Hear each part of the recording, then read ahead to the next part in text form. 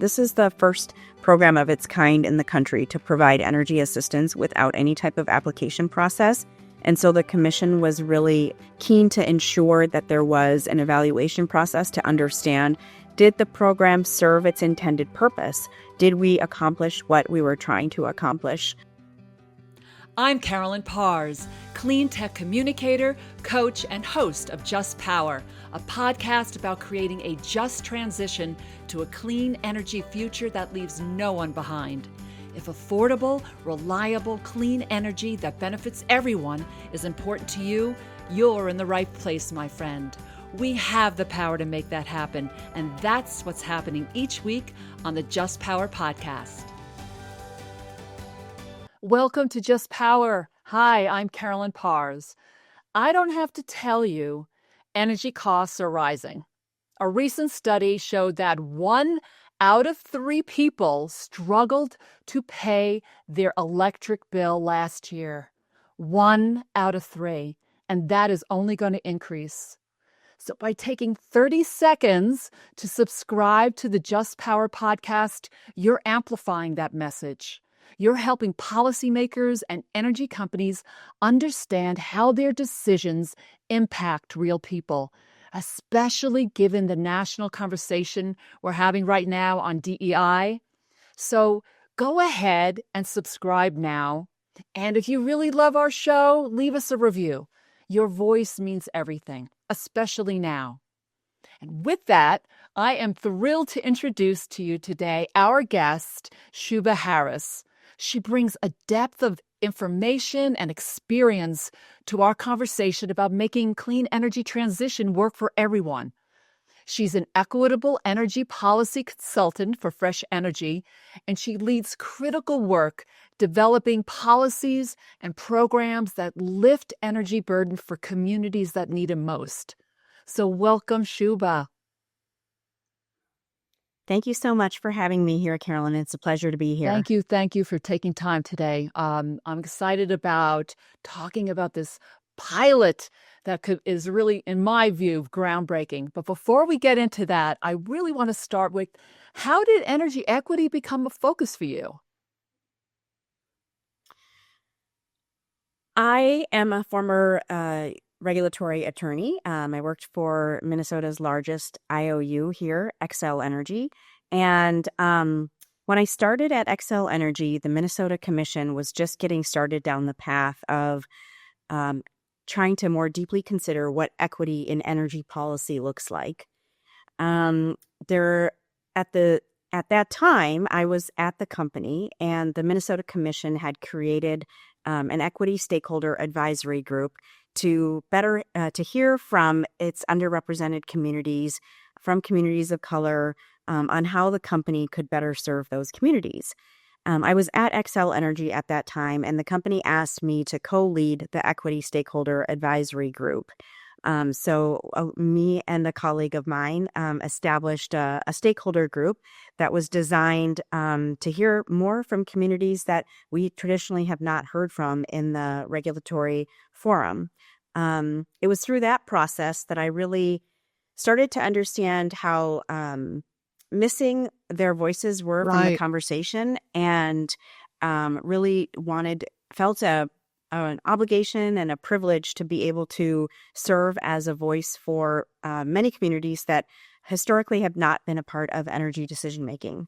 I last year left Xcel Energy to join Fresh Energy as a policy consultant there, thinking to help the Fresh Energy think about how to incorporate equity into energy policy making on a practical level. Right. Okay. So it came from your work, right, at Xcel Energy, and it's now like it's expanding, spinning out. When you're becoming I don't want to say you're becoming, to me, you are an expert in this area, which is really blossoming. It's not like it's been around for a long time. Affordability, yes. Equity, not so much, right? So let's start here. Policy, right, is such a critical aspect of energy equity, right? And sometimes controversial. So I mean, we've had redlining starting way back in the 30s, right? And it still has an impact on communities today. So, how does policy affect, from your point of view, as someone who's been deeply in this, how does policy affect energy equity? Well, we design policies that are intended to reach certain groups of people. For instance, across the country, we have low-income programs that are designed to reach low-income customers. When we look at whether those policies are achieving their intended outcomes, oftentimes we can see through the data that the policies are not achieving their intended outcomes. And so I think we need policy making is a really great first step. But if the policy making isn't matched with whether those policies are achieving the goals that we are trying to achieve, then they are just policies for policy's sake, but not policies that are necessarily driving results. Yeah. Okay. So policies happen and they may not have the intended outcome, right? That they were designed for. So this is a good segue, right, into the Yes. program that you were instrumental in getting over the finish line as a pilot. So it's called the Automatic Bill Credit Pilot. And to me, I said it feels groundbreaking and revolutionary, frankly. I hope to see it roll out beyond Minnesota, right, where it is right now. So tell us a little bit about what it is and how it came to be. Sure. When I was at Xcel Energy and we were convening the equity stakeholder group, we asked the group to let us know what their priorities were for energy equity. We wanted to hear directly from them what was most important so that we could work on fixing those issues. The top 3 priorities that emerged from the group were reducing energy burden, increasing access to the clean energy workforce, and also increasing access to renewable energy. The first item, which was reducing energy burden, was what we worked on primarily through the stakeholder group. Okay. What we saw, the stakeholder group understood that, or what we told the stakeholder group was that energy assistance is one of the ways that we try to reduce energy burden. So just to level set on some terms, energy burden is the share of your income that you pay towards your energy bills. There are programs that are designed to assist low-income customers with their energy burden. The federal program that is designed to assist customers with their energy burden is called LIHEAP. It is the federal equivalent to the Supplemental Nutrition Assistance Program, SNAP. It's the food stamp program. If you are income eligible, you are eligible to receive monetary assistance with your energy bills. What we know about that program is that about only 20% of the people that are eligible for that program are actually receiving assistance, which means that 80% of the people that are eligible for LIHEAP are not receiving monetary assistance. Now, I'm going to stop you for a minute because that stands for low income. What does L actually stand for so that we can make that clear for our low income heating electric energy assistance program, right. I believe. Okay. So this is for a low income group that is eligible for the program, but it's not being used, right? It's very low entry that we see. Yes, very low participation compared to those that are eligible for monetary assistance. Imagine that you had the food stamp program and only 20% of the people that were eligible for food stamps were actually receiving it.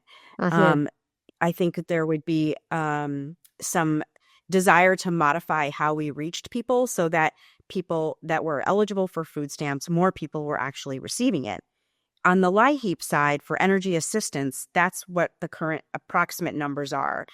There are some well understood barriers for why people are not receiving energy assistance. The first is just knowledge that energy assistance is even available.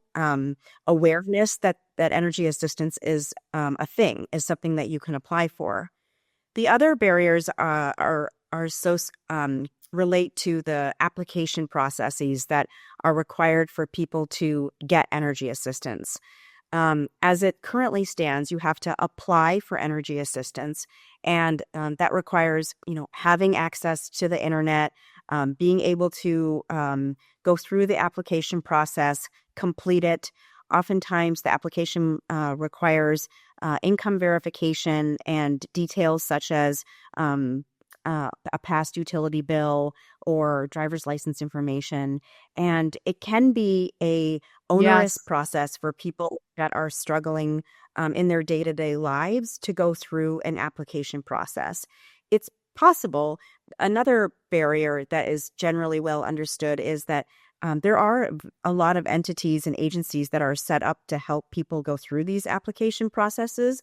But oftentimes those agencies are strapped for resources and struggling to reach people as well. And so the interaction that may occur between the agency and the customer may not always be one where the customer feels as though they're supported and going through this application process. There is also a fair amount of stigma in just applying for assistance. It is very difficult to reach out for assistance, even if you need it. Being able to overcome the barrier of feeling, that maybe you're in a situation that you don't want to be in, or you feel ashamed of, or some sense of pride about being in that situation. And also many people feel as though even though they may be low income, that there are other people that need help more than they do. And so they don't want to apply for assistance. So there are a variety of reasons that are well understood, that underscore why people are not going through these application processes, and why at present the application rates or the enrollment rates are around 20%. So we know that is, I would say, there's problem. A burden to get help with energy burden. It sounds like there's many layers to this, including childcare, including transportation, right, and including having applications that are actually in the language that they speak. Right, there's a lot of bureaucracy around it. So I can understand why a lot of this could potentially just stop somebody from going. Yes, certainly. And then, oftentimes if you're strapped for resources, if you're working one or two jobs, you children living at home or in daycare, you're caring for elders, and you're living in a multi-generational home. There are everyday crises situations or difficulties that no matter how wise it may be to go out and seek help in the avenues that there are available for people, many people just do not avail themselves of that process. Yeah, I totally understand. So that's the problem, right? And you and the group came up with really a unusual way to solve it that has created some excitement and some controversy. So how do you solve that one? What did you do? Well, the stakeholder group, first of all, I think was aware that energy assistance is available, but then was also aware of its limitations. And there was this belief in the stakeholder group about kind of reversing the paradigm, reverse the who has the burden when providing assistance. So under the current regime, the burden is on the applicant to go through the application process and then receive assistance. if we are to sort of reverse that regime a little bit and put the burden on the company or the entity that has, sufficiently more resources to reach people than the individual low income customer, what we had at Xcel Energy and what we have in Minnesota is really useful map that shows us where there are very low income communities and where there are communities that are not receiving energy assistance. So, for example, there on this map, the map shows communities at a very granular level. So we could see that, for instance, in North Minneapolis, there was a community that had a very low income, let's say $20,000, a fairly high energy burden, say 10%. And we could see that their current energy, the current participation in energy assistance was also very low, maybe let's say 15%. If the average or the median income in that census block group was $20,000, what we know is that virtually everyone in that census block group is likely eligible for energy assistance. That is an extremely low income. And so but what the data was showing is that very few people in that very low income community are actually going out and receiving energy assistance. So what we said is, well, let's identify all of these low income and high energy burdened communities, and let's automatically provide customers in these energy burdened communities with an automatic credit on their bills. They don't have to go through these application processes. No application process whatsoever? Yes, no application process whatsoever. The only criteria to receive the bill credit is to be living in a census block group that has an energy burden above 4%. Okay. So if you live in and I'll say electric energy burden above because we 4. separated it above 4%. We separated the energy burden by electric energy burden and gas energy burden and we were able to look more closely at the electric energy burden and say, an acceptable energy burden in this country is deemed as approximately 6%. There are numbers that vary, but 6% is something that we see regularly. And so we said, well, let's go a little lower than 6%.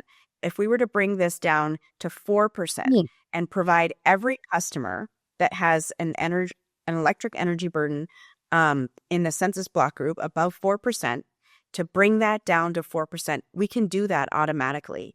We can use the data that we have through the mapping tools that the Minnesota Commission ordered Xcel Energy to create, and we can identify these areas with a very high energy burden and provide them with an automatic bill credit.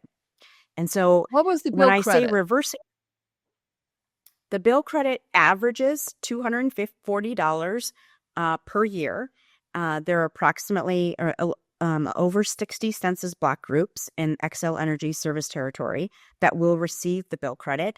And so some census block groups will receive more, some will receive less. It will depend on the electric energy burden of the census block group. So it's calculated to say, okay, if you're in a census block group where the electric energy burden is 10%, then we're going to give you a bill credit that will lower the energy burden down to 4%. If you're in a census block group where electric energy burden is 6%, then you would get a smaller bill credit, but still the amount to bring you down to 4%. Got it. And so when I said that we were reversing the paradigm, what we were doing was saying to Xcel Energy, you have all of this information about who has high energy burden. You, the company, can use that information to ease the energy burden of people in high energy burden areas. Yeah. Now, this came through the commission, right? It was just approved by the commission last October. It was developed through Xcel Energy and a very robust stakeholder group of maybe 30 or more community-based organizations. There were leaders from a variety of community-based organizations that participated in the stakeholder group and helped to design this proposal, helped to generate the idea behind it, and then brought it from design all the way through to approval. So who initiated this at the where did this all begin, the seed of this? Was it from Xcel? Was it from the community-based organizations? Was there a combination or this advisory? How did this even begin, the spark of this idea? I think it was a co-creation process and a process of Xcel Energy listening carefully to the needs of community-based organizations and leaders. I think, and there has been there is a narrative in the utilities that we are doing a good job providing energy assistance. So while I talked about LIHEAP, Xcel Energy and most utilities have their own ratepayer-funded programs. The primary issue with those ratepayer-funded programs is that they also require LIHEAP eligibility. So you will only receive ratepayer-funded assistance if you're eligible to receive LIHEAP, which goes back to the application process that we discussed earlier. And those ratepayer assistance programs are extremely valuable for the people that can access them. But again, they are under-enrolled. And so I think there is the way this came together was, I think, a recognition on the part of the utility that energy assistance, while beneficial, the ratepayer programs that it offers, while it's beneficial, that there's still a large percentage of people that are not being reached. And just a matter of factness about that. It's not, there's no blame on to go on to the utility. We've designed a program that isn't reaching everyone, and so maybe there's a way that we can reach a broader group of people. And I think there was a recognition on the part of the company that was that energy assistance wasn't reaching a lot of people, and then that raising of that visibility from community-based organizations and leaders saying, yes, we know you have this program, but it is being underutilized. And can we really talk about how to reach more people? So this is a real collaboration. I love talking about how that happens when community-based organizations work with an investor-owned utility on behalf of their customers that are struggling. So, well, first of all, bravo for all those that made that happen. I know that this takes a lot of energy and time and commitment and devotion to come through. And I have a curiosity, and maybe some of my listeners are thinking this question too, but what's in it for the utility, right? The business case. What I mean by that is that, I know that utilities, I've worked with some, want to do good for their customers. They do, right? But it's a complex business. But so there's a problem, not enough people are using it. There's debt around that too, that happens around that for them, and shutoffs and all the things that happen. So I wonder, in the collaboration process, it's definitely an amazing thing to do, but there's also has to be, they're a business. So can you speak to that a little bit? Yes, absolutely. And before I do, just going back to the kudos, I definitely think the Xcel Energy deserves credit here. All of the community-based organizations and leaders that participated in the process deserve a lot of credit. It was difficult at times, the stakeholder conversations, but when you keep moving through those difficult conversations, you can get to good outcomes, which is what we saw here. In terms of the business case, I think from my perspective, the business case is an affordability strategy. Xcel Energy can now say our electric energy burden is for our customers is no more than 4% on average. That is an affordability strategy. They are now reaching customers that they weren't able to reach before, but also just have the data to say, we know that there are customers that have a high electric energy burden, and we have addressed that. Again, on average now, because of our automatic bill credit, our customers' electric energy burden is 4% or Yeah, lower. that's a huge claim to be able to say. It is a huge claim because I think before the affordability strategy is we have energy assistance programs, and that is important. But when you peek behind the curtain and you look at who the energy assistance programs is reaching, you see that many people are not being Right. reached. And so now you're able to say across the board in our service territory, our electric energy burden is Yeah, 4% I or love lower on that. average. So this pilot is happening right now, right? Is there a time frame on it? Yes. Like we're going to take a look at? You said October. It was the commission approved it, right? It was, yep. It was approved in October. I understand that the company is going to be rolling out its first round of bill credits in the next few weeks Okay. here. I believe it was first quarter of 2025, so they should be rolling out. The commission ordered an evaluation of the pilot because this is the first program of its kind in the country to provide energy assistance without any type of application process. And so the commission was really keen to ensure that there was an evaluation process to understand, did the program serve its intended purpose? Did we accomplish what we were trying to accomplish? And so that evaluation process will occur.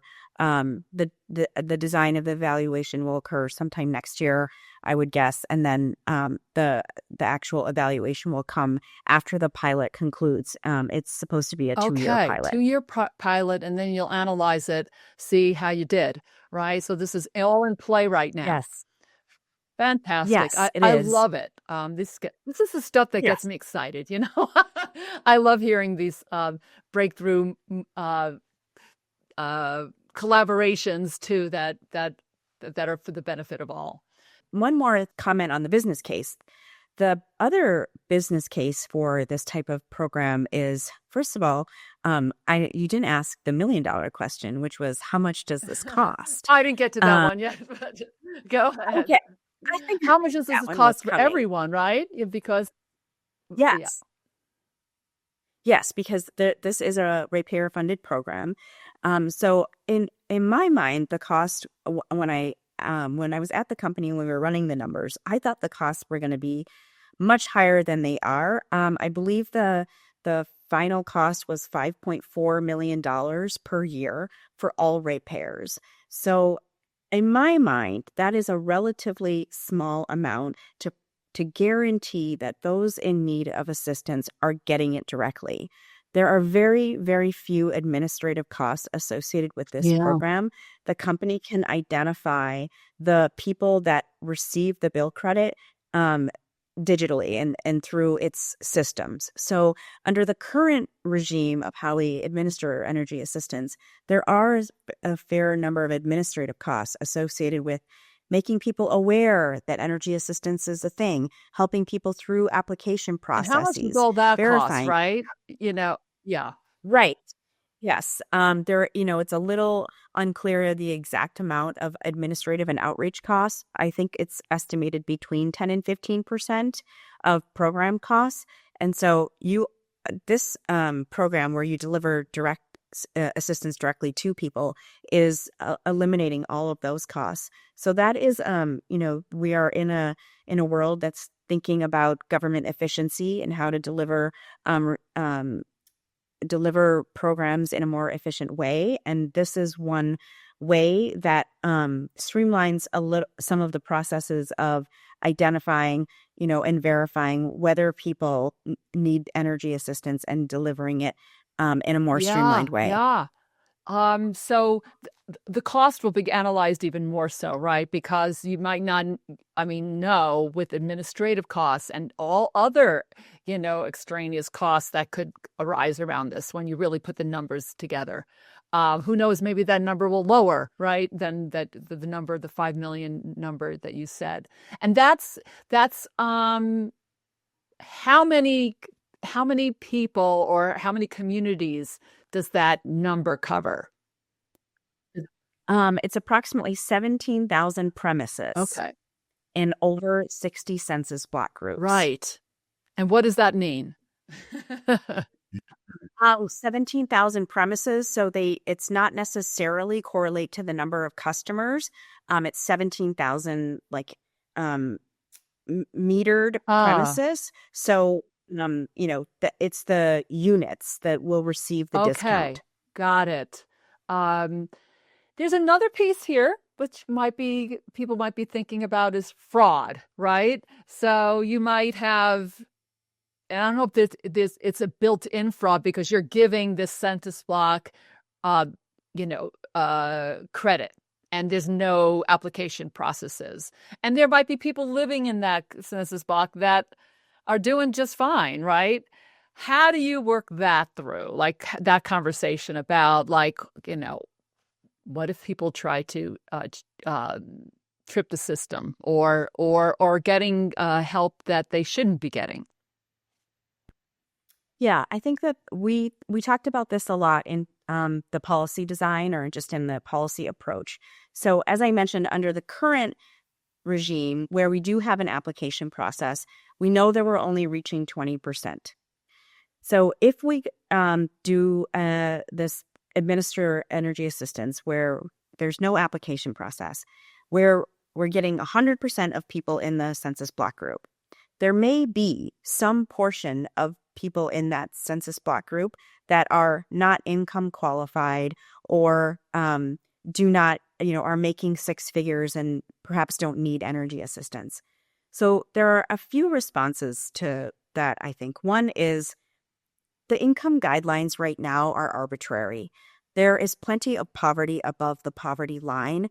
And so if you just determine that you're giving somebody an energy assistance that lives in a very low income area but is above the poverty line, they still may very well need energy assistance. Okay. The other way we can think about it is to say, from the policy perspective, we think that it is a better idea to reach everyone, even though there may be some people in this census block group that don't need this bill credit. But we're reaching everyone, but maybe there's 5 or 10% or whatever the number is. The benefits so outweigh the small percentage of maybe some of that is happening. That's what I'm hearing you saying. Yes, that's right. Because the way we've currently designed it, you're only reaching 20%. So there's this huge group of people that you're missing.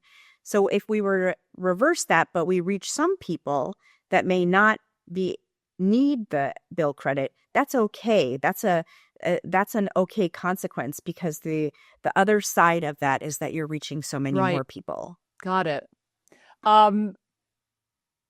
The other, a couple of other rationales that we provided to people when they would raise that issue is if you're, living in a community that has a very low income and a high energy burden, you could consider it like a community level assistance that you gave, $100,000 to this very low income community to uplift everyone in that community.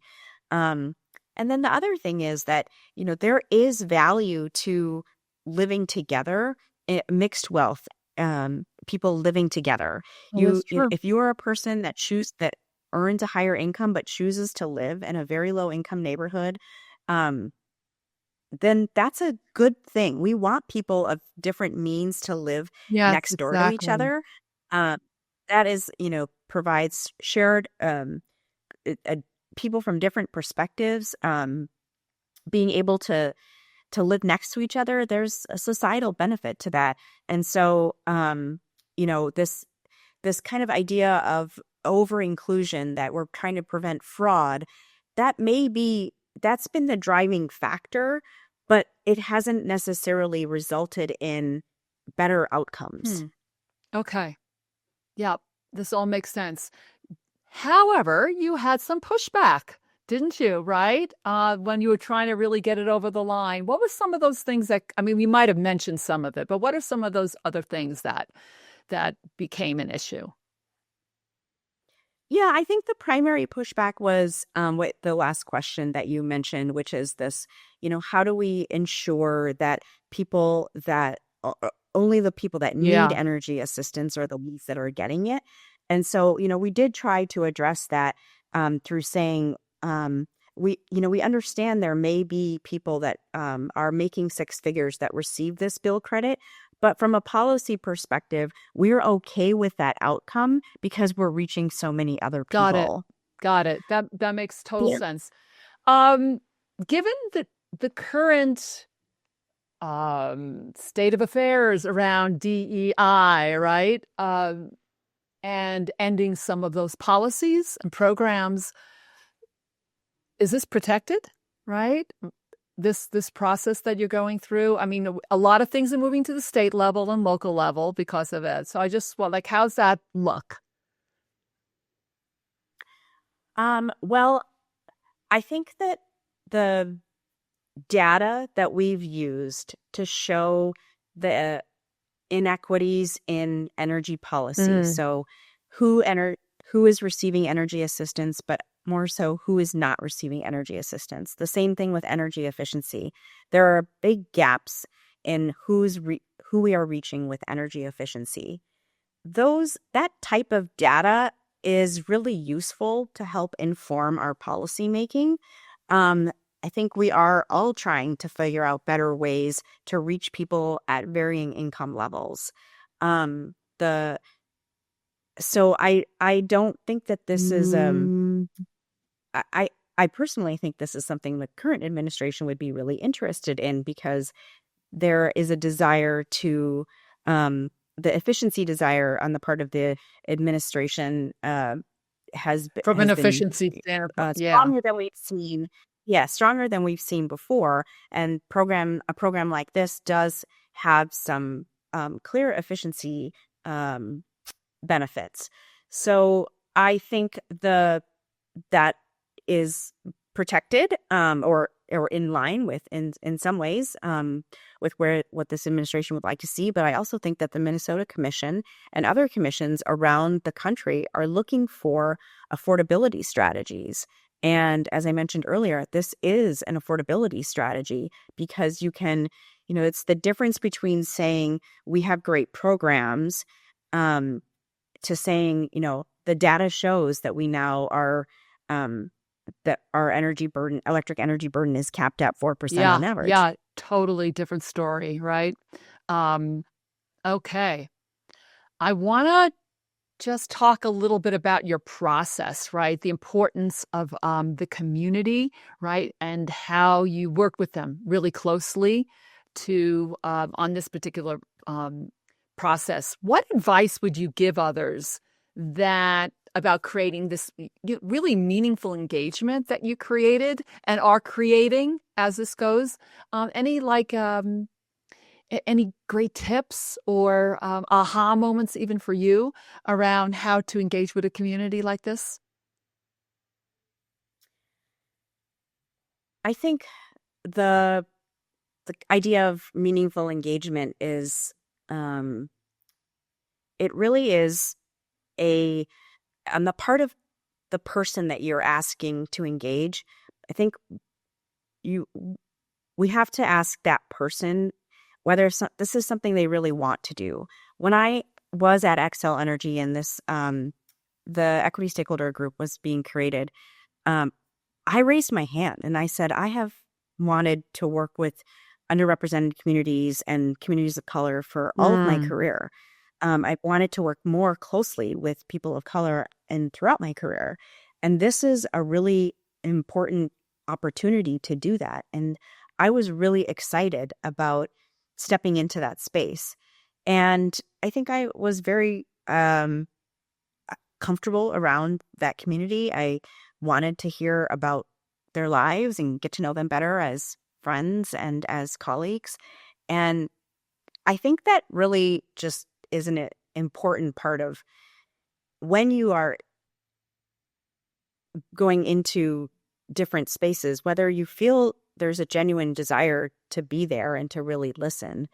I was surprised at how I was initially received as the leader of the stakeholder group. And I think there was just some longstanding hostility between some stakeholder organizations and communities of color and the utility. And I wasn't prepared for that. I thought I was going to, it was going to be easy to build these relationships. But because of the sort of the sometimes the distrust that is present, or the kind of stop and go nature of some of these relationships, there had been I think it was difficult for people to really feel like we were there. Xcel Energy was there to stay, and I really doubled down on my efforts to show leaders that we were there, that I was there to be committed, that the company wanted to see some change, was open to, if we did have a good idea, to bringing it forward. And so I think that authenticity of being in the room with people and saying, yes, there has been a lot of frustration and there is a lot of anger and resentment on the part of communities, justified for sure. But we are here to try to do something better and to try and move forward. And I think that is a delicate balance to walk, because you cannot just walk into spaces and say, none of what's happened in the past matters, because that's not true. There's so much that's happened in the past that informs how we show up today.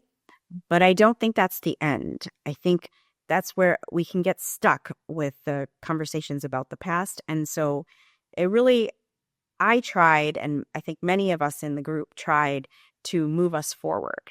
And it was like a 2 steps forward, 1 step back type of process. But that's what allowed us to get to where we got to the successful outcome. Right. So what I heard you say is that there was a lot of background, and maybe some issues that happened in the past, right? That you had to meet, right? And so you had a little bit of pushback with that.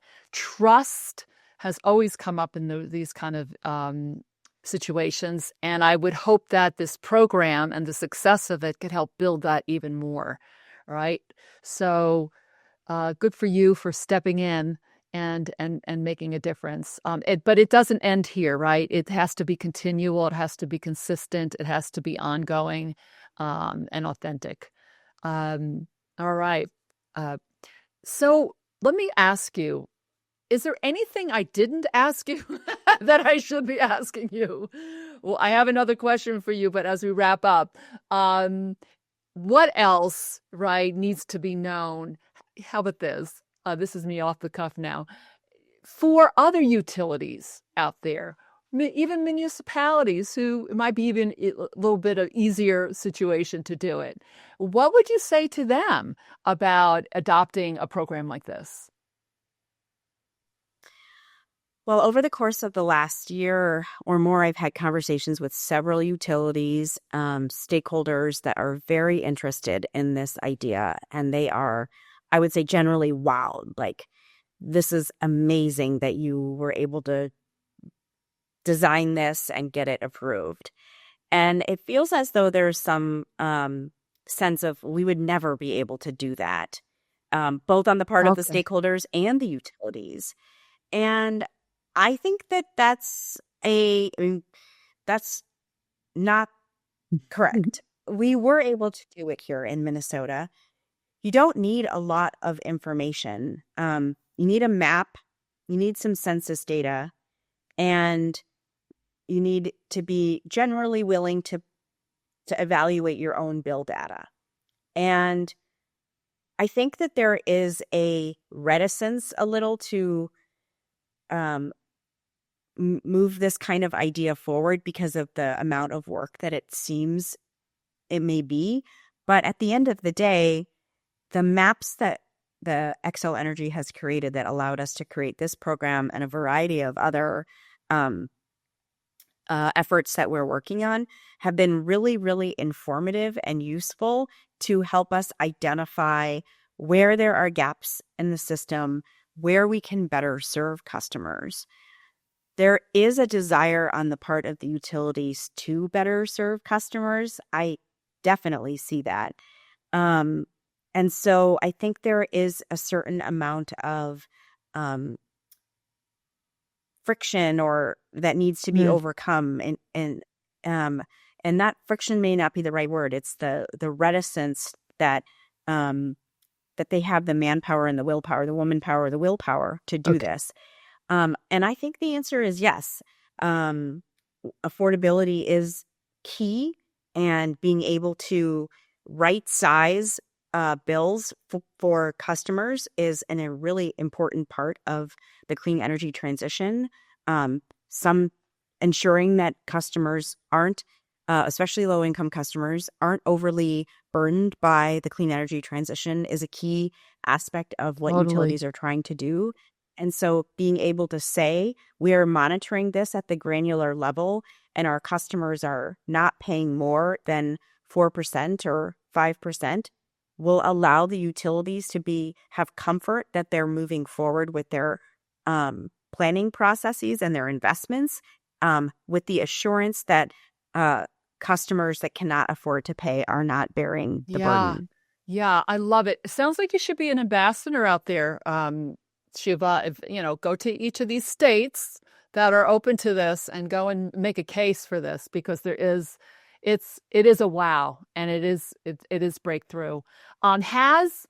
Have you developed a case study? Like, is it on Xcel's website? Where can people learn more about what's happening? Well, there is a commission docket that the commission order was approved.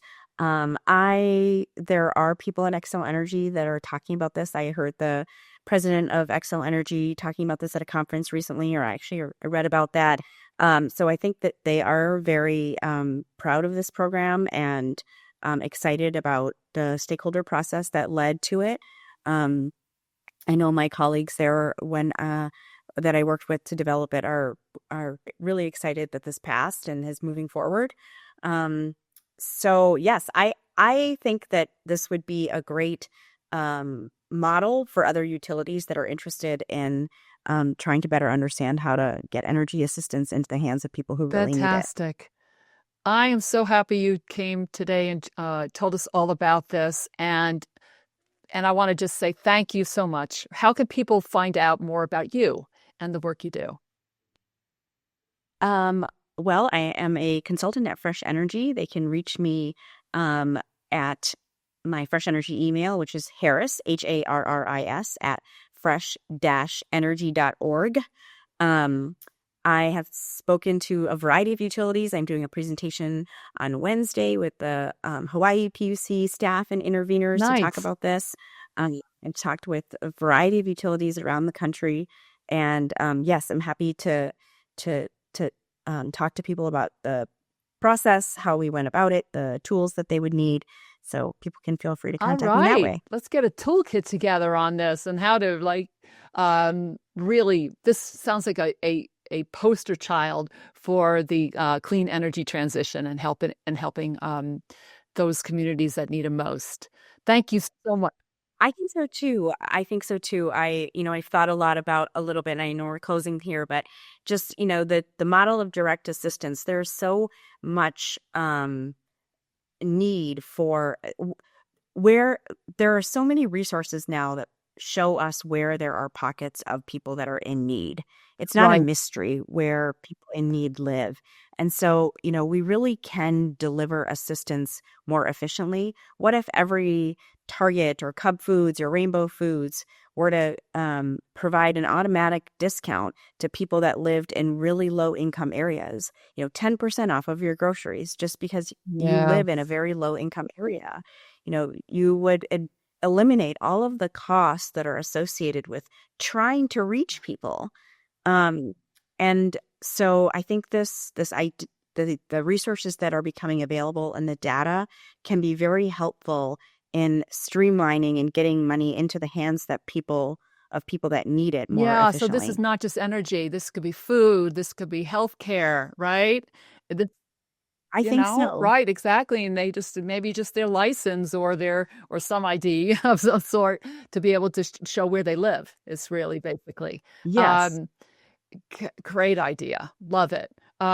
Thank you so much for coming on today. And thank you, my friends out there, for showing up on Just Power Podcast. This is one of those episodes that would be great to share with your policymakers, with your electric company, right? And pass it on so that Shuba can get out there and let more people know about this great work. So go ahead and share it wherever you live. That would be so helpful. And thank you for considering that. And thank you for joining us. And remember, we are all in this together. Thank you for joining us. If you enjoyed this episode, make sure you subscribe to Just Power wherever you get your podcasts. And if you really loved it, leave us a review and tell everyone you know about our podcast. It's going to take all of us to create a clean energy future that leaves no one behind. The Just Power Podcast is brought to you by New Mexico State University and Mind Over Markets, helping clean energy, clean tech, and regenerative businesses craft clear and compelling messaging that scales. Want to continue this conversation with Carolyn? Follow her on LinkedIn and follow the Just Power Podcast on Facebook, Instagram, and on our YouTube channel. And for more intriguing conversations, follow New Mexico State University's microlearning social pages on Facebook, Instagram, LinkedIn, and YouTube.